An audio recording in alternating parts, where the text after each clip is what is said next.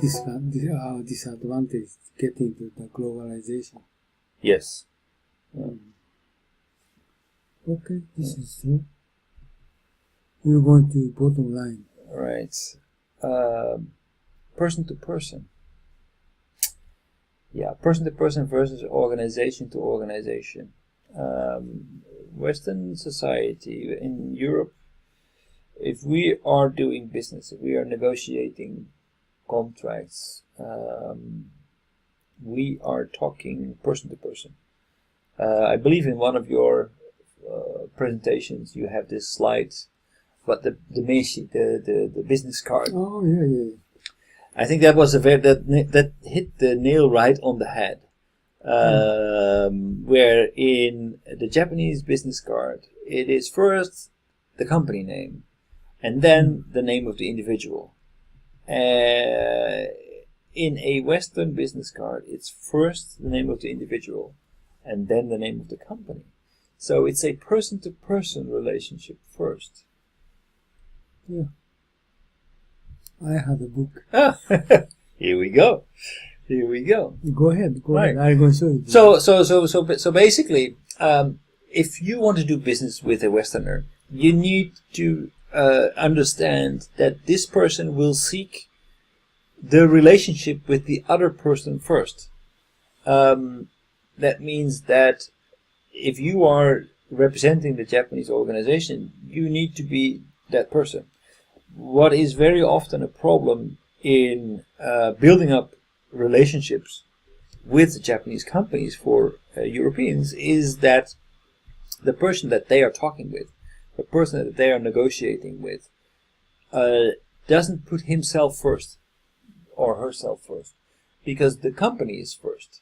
It's I am just a representative of NEC. That's it. A representative, a number. I do not take responsibility. It's my company that you're talking with. This is very ill understood by Westerners. They say, okay, why am I talking with you if you don't have any decision-making power, if you are not willing to make a firm commitment, like a handshake, right? This is the symbol in Western business habits, in Western business culture. Let's shake on it. That means that is a personal commitment. That's not a company-to-company commitment. That's a personal commitment that you and I are making in order to make this work. If you want to be able to do that, you need to have some decision-making power. You need to be need to be willing to commit personally that you are going to make sure that your organization is going to follow up into whatever the two of you have agreed to.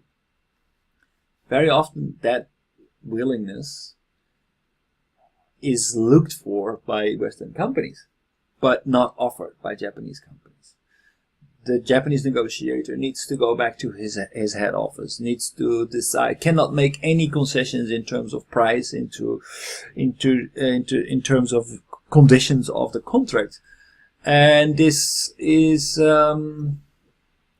this is not a way that you can build up a relationship. So this is definitely a stumbling block in building up business relations between Japan and European companies. Mm-hmm. But they have authorized, scope to negotiate with their client, right? Right. So a good negotiator in Europe starts negotiations at home before they meet their the negotiation partner overseas. They will negotiate at home. They will negotiate price. So how much can I give away? They negotiate terms. What kinds of delivery terms? What is important for us? Where can I make concessions and where can I not make concessions? So with that in his pocket, he will enter negotiations. So this is I wanted to know. Japanese, they can make their own commitment to the customer because of the price and quality and delivery and so forth. They always need to communicate with headquarters. But how European people going to do that? They do not. They negotiate with their own organization before. So basically, they make the decisions. Because they've already agreed to at home that they can give away a 5% price reduction if necessary to make this deal work. For example, And only if he's being challenged beyond what he has been agreed, what has been allowed to him as a salesperson with his parent organization, only if he has to go beyond that, he needs to go back and ask for approval. So, okay, sorry, I cannot do that. And sometimes he's only using that as an instrument. It's not really truthful because he already has the ability to negotiate a price lower than that, but he just wants to show that it's going to be very, very difficult to do that. So it's a game also. I think it looks like the European people, Japanese people, authorization is very similar, I thought. Because even if you cannot make judgment by himself, right? Within allowances. So within Out of allowances. allowances. So out of allowances, it's depends a little bit on the organization. Depends on the organization. If the organization is very much sales driven, as a lot of European companies are, then basically sales can decide a lot. I know that in the company that I worked for was very much sales driven, and we very often had conflicts with the salespeople, and I was somewhere in the middle. Very often there were conflicts with, okay, what on earth did you promise there? That's impossible. We cannot do that.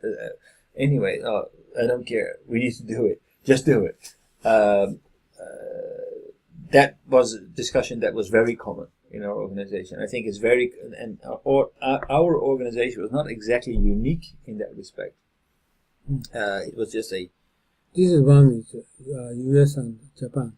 Right. It's have a look. This maybe you can understand. Right. Individualism. And I think it's very absolutely hits the nail right on the head.